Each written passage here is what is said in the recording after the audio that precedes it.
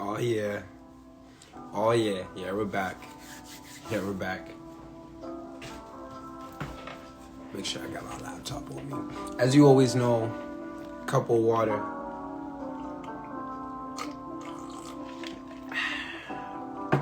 Refreshing. Yeah. So I'm just gonna kick off this Kickin with Kachi to another episode. I think we're almost at episode 30. I don't know where we're gonna be, who we're gonna interview when we're episode 100, but today we have an amazing guest. We got him coming in right now. See if we can get him in here. See if we can get him into the live. See if we can get him in here.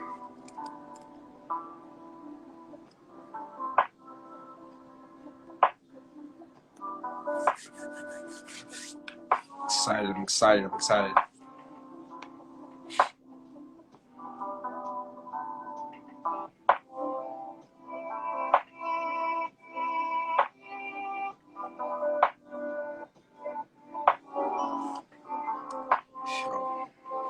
Next place I move to, I need to be somewhere warm. I hate the cold. I'm tired of when it comes down to these months when it just gets mad cold. Super cold.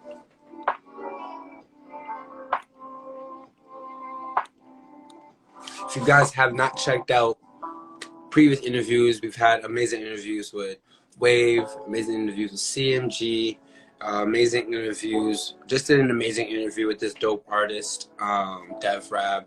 Can't wait for that to drop. You're just moving. We're just moving on. We're just moving up. You know what I'm saying?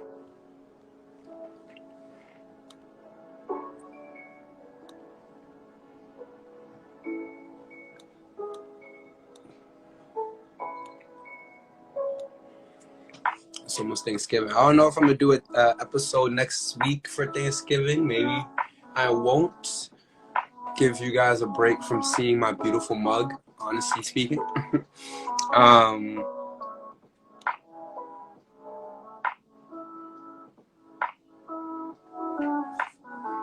Hopefully we can get some good momentum. Hopefully we're gaining some good momentum. I feel like we're getting some good momentum going into the new year. And then just getting just more and more individuals in front of this camera, right? I have some other friends and friends that I've been making that I really would love to get onto the show and just talk. You know, I feel like going onto these conversations, one thing that we've always remained true to here is these authentic and I think few forward-thinking conversations, right? Like, I like to look back at where, you know, the first interview was with KJ, and now she's doing all the stuff that she's been doing with her modeling and her own personal brand, her own personal style, and Atlas and Aaron and Zaria and Muggsy and Tabitha and Nunu and, you know, Shamar and Gelato and all these individuals, E and J, all these individuals that we've been before, and like seeing where they are now in such a short amount of time, right? I think I started, if I had to look back, actually, I think there's an anniversary coming up of Kickin with Kachi coming very soon. Actually, let me look back at probably when the first Kickin with Kachi was. Honestly, let's see. Now that I'm thinking about it, I probably should remember what the date was. But we've just been going. We've just been doing it for so long that it's just been going. It's just been going. And now we're here, so far into the content and the conversations and just the type of people that we've had. That's just I guess it's become to that point where it is kind of easy to kind of forget where we started and what the first interview was. It was November 7th. Oh, so it has been a year. It has been a year and a year, 1 week, and 1 day, exactly today, on this Sunday, in which Kickin with Kachi started. I don't know how we got here. I don't know when we got here. I'm grateful that we've gotten here, and can't wait to see how long we can do this for. So let's give them, I guess, a little bit more time to get in here so we can just really dive right into what they do and how they're impacting the industry, right?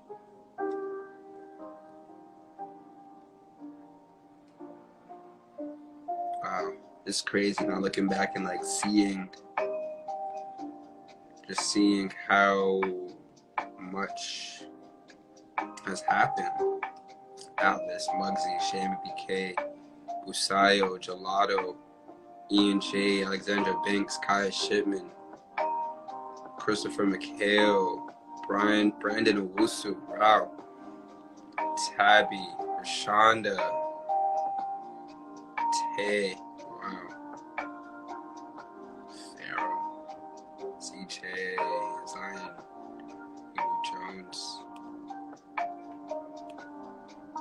wow, Aniva, wow, just been working. And all these memories, all these connections for Dow, all these connections, DJ Jordan Judson, these personalities that we bring onto the page, Troy, they mean a lot to me, specifically because them coming on the show and their excitement to come on the show and their engagement with the show, their enthusiasm to really help me build this thing. It's appreciated, and I do hope that by giving them this platform, it gives them a boost towards where they want to be in their career. No matter how little that boost is, if I can get one person to listen to their music or buy their product or use their services, then I feel like I did a good job to pat myself on the back.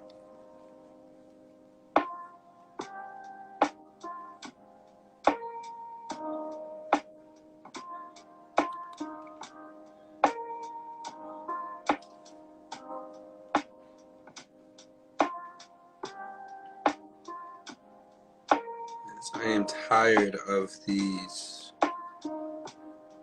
cold. Goodness, I am Nigerian. I deserve to be somewhere that is warm. Goodness gracious.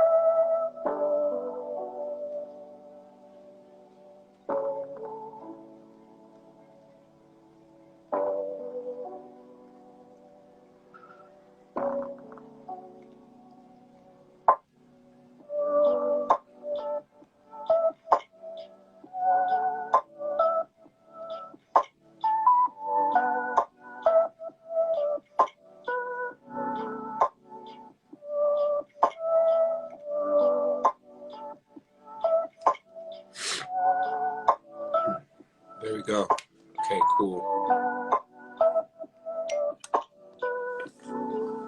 See if we can get them in here. I just accepted the request. Alrighty.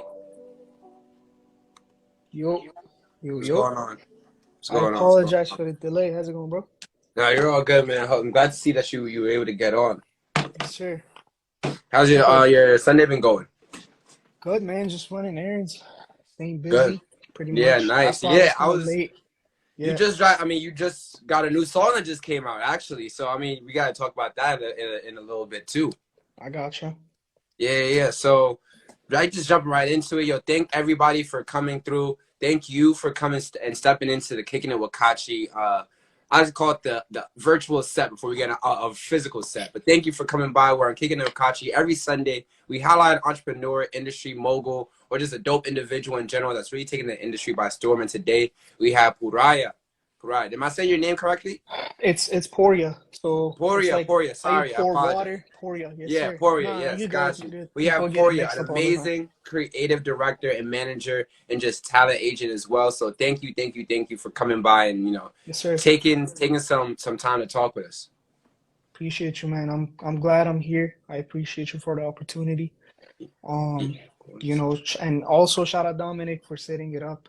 Right? Let Yeah, me of give him a course, shout of out right course. away. Yeah, Of course, of course. And I just wanted to just jump right into, how you got into creative direction, creative management, because for a lot of people they want to do this sort of thing of connecting artists and connecting other industry talent people, but don't really know how to get started. of course, yeah. I come from a Persian background, so I started managing artists back home. At an early age, it was like I was 13, I started doing it, pretty much just tapping into new talents and tapping in with the new artists that are coming up. And kind of like, helping them develop their brand and, getting them connections or connecting them to the connects that I already had or the people I already knew. So I started doing that with a couple artists back home, and then, it I did it for a couple years, but then I stopped just because it wasn't, what I was looking for. Wasn't finding the joy really. I stopped for a minute and then I got into beat production. I started getting into, the production side of the music. I always loved music, since a kid. My dad is into it. My whole family, pretty much, we are really tapping into the whole like production side and also singing. So, I grew up with my dad like singing around the house. So Right, right, that's right. something I was always around, but I didn't know what I want to do. So, it all came down to me wanting it. I got back into it in like I would say 2016. I started doing the beat production stuff.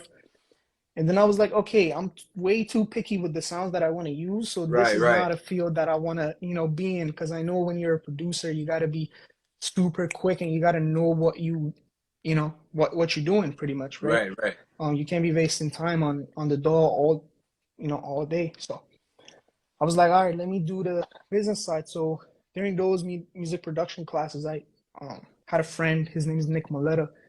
Me in high school, there's a high school rapper. He needs somebody who take care of the back end. I knew the back end, and he was an artist.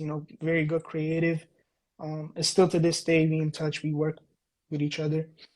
I started kind of like managing him, just helping him build his brand, getting him with the PROs and, Right, right. just signing up for the distributions, trying to get his music out there. And then from there, it just kind of escalated to, you know, now we here.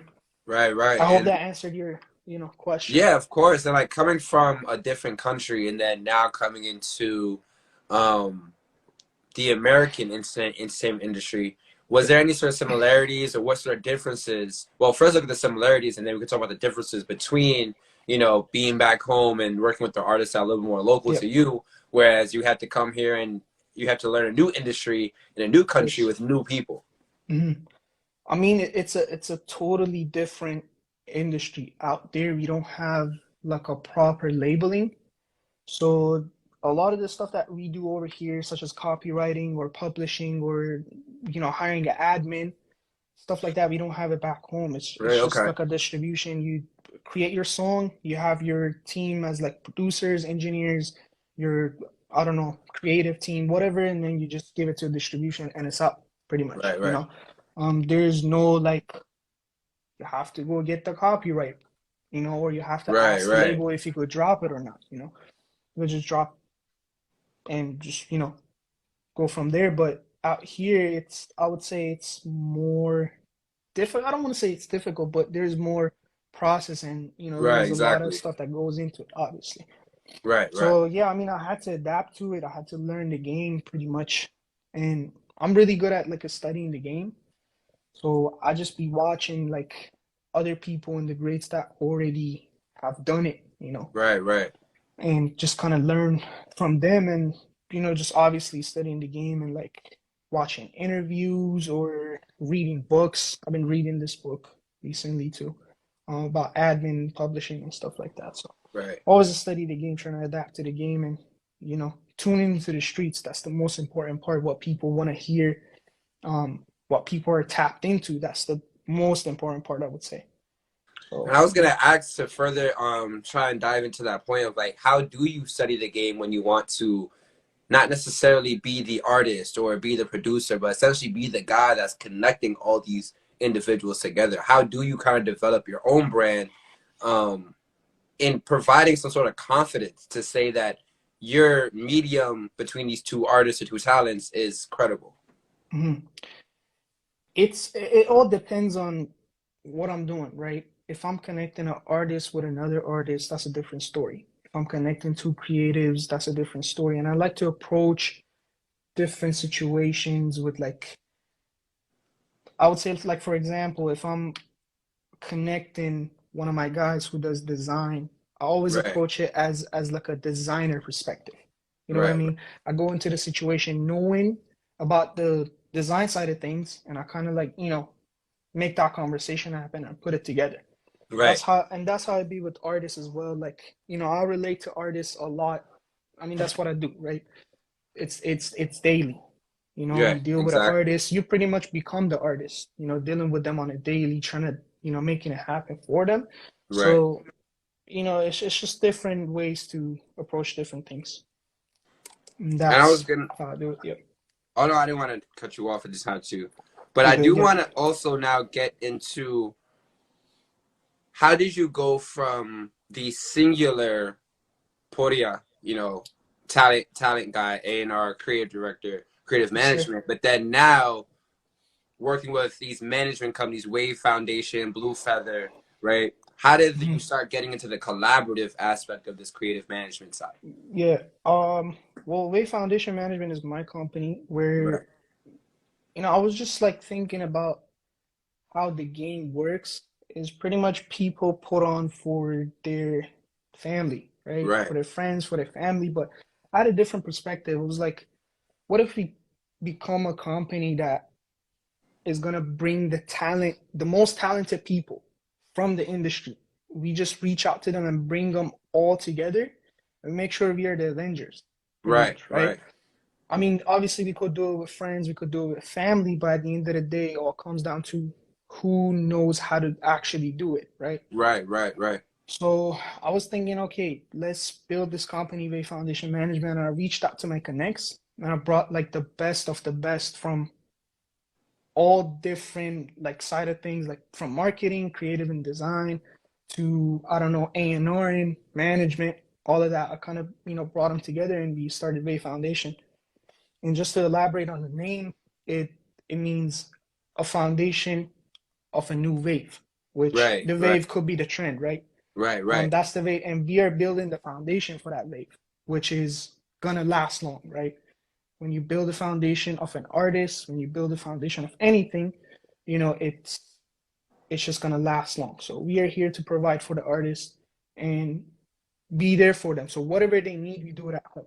right, So right. that's how it came about. And with going back to your question, with Blue Feathers, I mean, that's the label that Pressa is on, um, Bundog is on, and those guys are, Right. it came about, I would say like 2 years ago.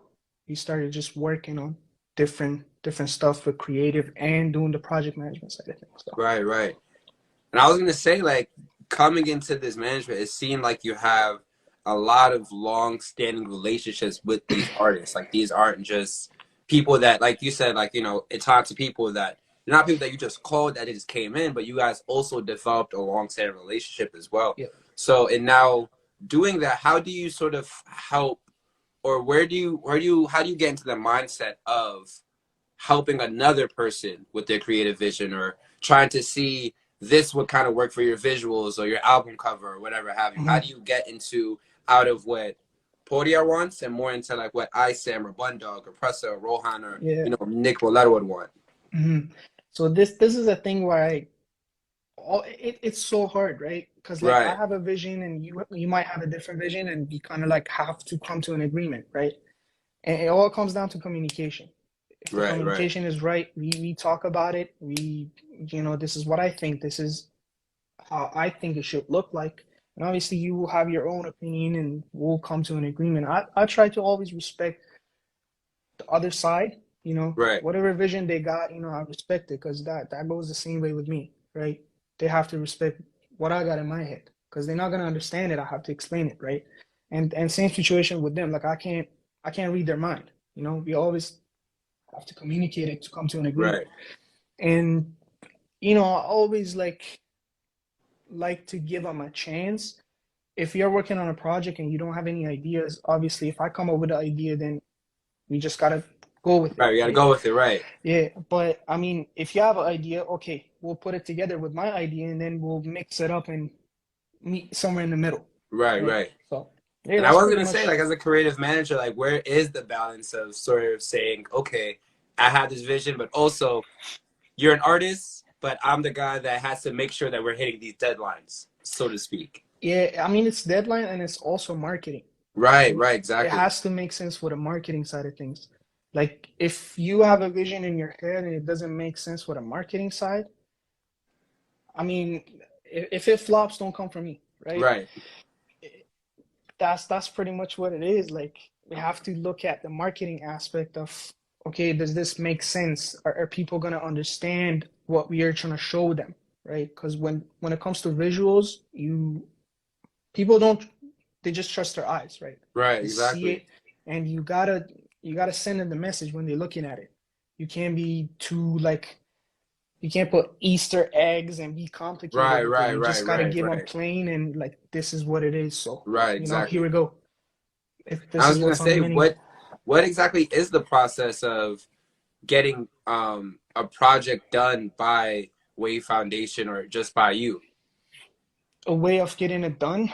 Um, I Because mean, I know we're you kind say of you like, reach out for your own artists, but like, what if I wasn't an artist that wasn't, probably in close relationship with you or hadn't worked with you before? What yeah. is the process and sort of getting to work with you? I mean, I'm always open to working with anybody. Just shoot a DM or email. Email is the best way, right? I mean, it could get lost in the DMs, or I wake up, I look at it, and then I forget about it. Right, So always just send in an email of work that you have with the proper explanation. Okay, this is what I got, this is what I want, and this is how we could work together, right, right? right, right, If I get that in my email, I'll look at it. If it makes sense for me and makes sense for them, obviously we'll come together and make it happen. right. Super easy.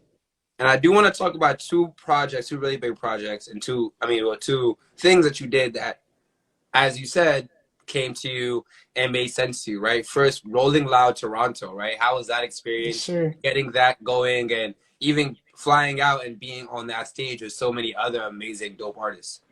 Yeah, with Rolling Loud, so they announced it like, I would say like 5 months beforehand. Right, So there was like a lot of people that wanted to get in and go with the team, or trying to get with an artist, and they didn't have like the artist lounge that you would go and network, right, right? right, So it was kind of hard. We went pretty much with the home team, like nothing right, extra. We went with the team, and just go on stage, get it done, and then leave because there was nowhere to, we had our little station, but you couldn't stay, right? right, right, And how it came about was crazy because we knew beforehand we needed visuals, we knew we needed content, and there was a song that was supposed to drop, which is gonna drop this week, Hollows, which is with Bondog and Pressa, both of them together. nice, That song would have made a lot of noise if we dropped it before, but we played it safe. It was like, okay, let's right, sleep on right, it for now. Let's go crazy. And it was, I would say it was the best set. Not right. to be biased or anything, but it was the best set out of all the other guys. Mm-hmm. EFR had the best set when it came to performance, drip, when it comes to songs, visuals, I don't know, whatever. Right. It was the best set. It was crazy to me how I got the opportunity to be a part of it and involving my team on the visual side of things. So Right. And then what do these sort of experiences do for the team essentially? Like how does that sort of help cultivate new ideas, new content, like you said, or even sort of rework different projects that you're dropping? yeah, I mean the way it helps pretty much, we get a lot of opportunities by doing these stuff, right? Um, we did a we did some work for uh Schoolboy Q from Oh, TDE. nice. Nice, So nice. from that, we got a lot of other opportunities, you know, and we make sure we execute all these projects that we get to 100%. Right, right. Sorry about that. We want to get the maximum. Like we want to show what we are capable of. So, you know, I always put in my 100 and I make sure my team is taking care of it properly. You know, they're putting their effort in and it's not, you know, half-ass. So, you know. And now speaking about like another major project, you talk about Schoolboy Q, but I don't want to talk about the project that you recently just worked on that literally just came out less than 48 hours ago with Fetty Wap. Yep. This new Thanksgiving song. What's it Sweet called? yams, Eat Your free Fetty Wap. Yams? Yeah. Sweet yams, yeah. Sweet I'm one of the yams, yes, sweet A&Rs. yams. Yeah, I'm one of the A&Rs at RGF Productions. And, you know, Free Fetty Wap, he's one of the greatest that come out of Jersey, right? Right, I don't see any other artist that is as great as him. So putting a flip to the original, it's it's so nice to see that. And also like we are in the holiday spirits. So right, exactly. it's a goal. And the people who know the original, they're gonna rock with it. So So how did that connection sort of come to be? Was it sort of he reached out to you, or you reached out to him, or since you work at the A&R, you work with the company, they sort of put you on the yeah. project? Yes, but I mean RGF, I had a song, Nick Moletta had a song with Fetty Wap back in like 2019, early Okay. 2020. And it was a situation with the clearance and stuff. I got in touch with the label. We cleared the song, and then I since then I kind of like kept my relationship with Nid the Grit, who is the owner of RGF Productions. And we kind of worked together on different projects and rebranding RGF Productions. And I'm pretty early into RGF. This is like the Right. first project that came out that I got to be a part of. Nice. But there's a lot of stuff that we are working on, and I want people to tune in because RGF about to make a whole new comeback, and it's gonna be a whole new sound, whole new look. So be on the lookout for that. But yeah, I mean, Nick the Grit, he gives me the opportunity, and he's one of the greatest, like I would say, executives that came out of Jersey. So I always have Right. a respect for him. I mean, that's a diamond record, right? Looking at Fetty Wap, that's a diamond Right. Exactly. Yeah. artist, right? Right. So yeah, And man. it was funny Shout because out to like him. I'm scrolling down my feed and I follow a lot of like artist release and new music pages and things like that. And it's like as I'm getting ready for the interview, I Yep. see Fetty Wap drops new Thanksgiving song, Yep. sample of Masego's yams, the second and the Yep. Yep. third. And I'm like, yo, I'm really about to sit here and interview the guy that Yeah. helped put out the song. So Yeah. that was just really cool. Congratulations for that as well. Yes, sir. So looking forward now, what sort of things can we look forward to, not just from you, but from BFR and Wave Foundation, and even your label that you work at right now? Yeah. Like I said, I mean, be on the lookout for RGF Productions. I'm gonna put in a lot of effort into making that rebranding happen and making sure people are tuning into that. From Wave Foundation, I mean, we always try to stay exclusive with the artists that we fully believe in. Right. So be on the lookout. I mean, for Pressa dropping this week, we're having, I would say, one of the really, really, really great projects that we have put out. And that one is gonna be in an album, which I'm not gonna speak on, but it's gonna come out. You guys are gonna see it. Are we gonna get We like a Wave Foundation collab tape with all the artists together? What's uh, going on? I'm trying to get them together with, it's kind of hard because like each artist has their own sound, so it's kind Right. of like Exactly. hard to Yeah. put them together. But we will try to make it happen for sure. Nah, that's And be cool. on the lookout for Overworld as well. A brand that I'm working with Dominic on. It's gonna be like a metaverse type of brand, but also it's clothing as well. So um, a lot of great stuff happening there. And Nice. just I'm here and working. So Nice, nice. Nah, congrats, yeah, congrats. And like sure. now, like I said, I like to get into this part of the interview because people get a little comfortable. Now I can get into my Yeah, nitpicky questions, right? So that whoever's watching this later can get to know you a little bit more, yeah, you know? yeah, yeah. Okay, So I'm excited. first, like you say you're from Persia, right? I love food. So I Mm. need you to put me on to some Persian food that Oh man, whenever I go there, I can say, hey, You Pourya gotta do told me me. like that? Okay. Pourya, yeah. If you don't know what food, you don't need to tell me. But I if you mean, need to call your mom or if call you're your into grandma or grilling, something, right? It's barbecue, right? You guys, yeah, you know about that, so I ain't gotta speak on it. But the kebabs are where it's at, bro. Like right, that's what it is. You gotta get a taste of our, food. And when it comes to like traditional food, you would know, right? right, Kebab is the main part. I would recommend it. yeah. Go and try to find a Persian spot that has good food. So you could try that. All right, now that you've been here, that you've been working, you've been going to Yeah. Toronto, you've been traveling all around the country with all these different artists. Where's been your favorite place to be in the States or in Canada as well? So just do it roll it out casually. Yeah, in the States, I'm from Jersey. So New York, New Jersey, it's the home, You right? like staying home, right? I feel home when I'm out there. But LA is where it's at in terms of like work. So, and I'm a work addict, right? I love working. I wake up, I think about work. The first thing I do when I wake up is get on a call. I Right. don't do nothing else. I just get on a call. So, LA is where it's at, but like I would say like Jersey and New York is, you know, the best place, like in terms of the feeling and the energy. It's Right. something else, right? New York energy is something else. So New York is where it's at. So I know this is probably going to make some of your artists very upset with you. But what is one of your favorite? I'm gonna Oh, say but one of, so it doesn't get too crazy. But what mhm. has been one of your favorite projects that you've worked on? Oh, mm, favorite projects that I worked on. Hmm. Isam is a musical genius, so working with him is super easy. Right. And one of the projects that we worked on, Saggy J is the name, which I would say in the first week it hit like 200K, Wow. I would say. That one came about like super quick and easy. Like he just hit me up. He's like, "Yo, this is the concept. We need this beat. Make it happen." I got it together, and then he kind of put the sauce on top, and Nice. we just put it out, and it went crazy. I would say it's close to 1 million right now.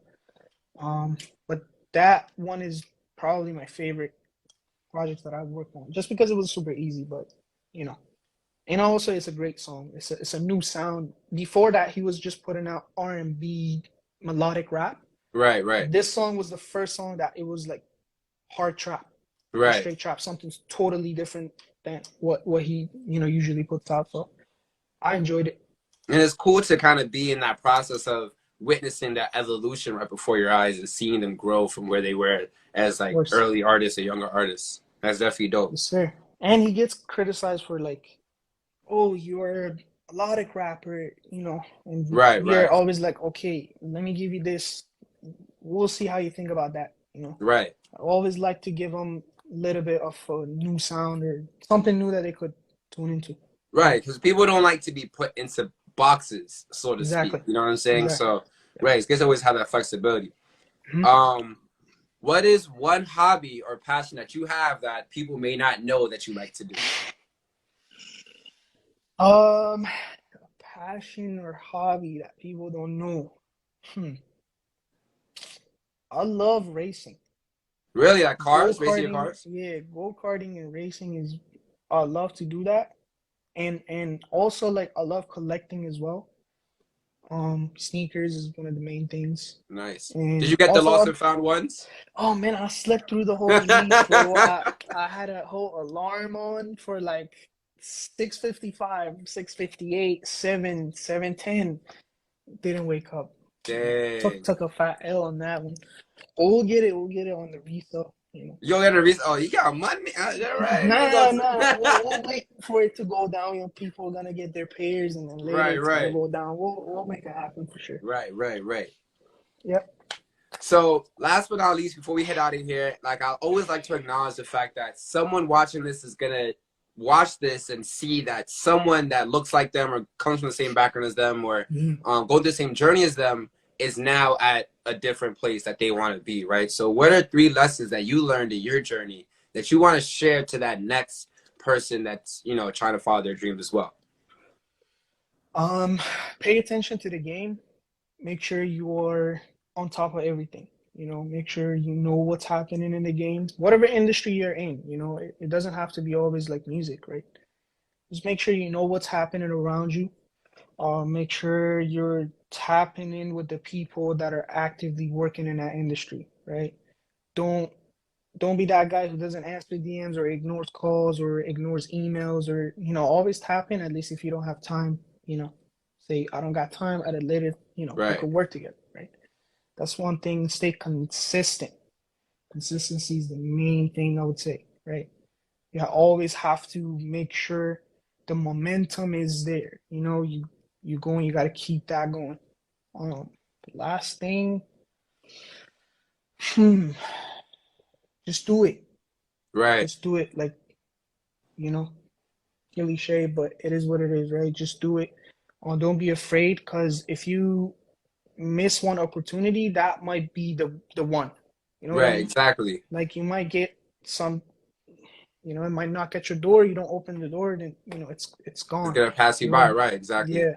So, Nah, definitely thank you for that, and yes, thank you sir. so much for like coming by, because a lot of people Appreciate you. think the music industry is this fast pacing, too many moving parts at one time, but you really came through and sat down and gave us the real behind the scenes logistical side of Appreciate what you, it man. means to be successful in the industry. So I definitely appreciate that. Yes, sir. Thank you, Respect. thank you. And I thank you for think having me. oh yeah, of course. And honestly, can't wait to see that new song that you're dropping and more music and more music. Hopefully, we do get that Wave Foundation collab too, because I'm really looking forward to it as well. Yeah, yeah. But thank you so much, Pourya, for stepping by, and thank you everybody for coming by on another episode of Kickin with Kachi. You guys can watch us on the DC Voice every Sunday at 7 and every Wednesday, powered by the DC Voice on Instagram Live. Thank you guys for coming in. We're out of here. Yes, sir. Appreciate you.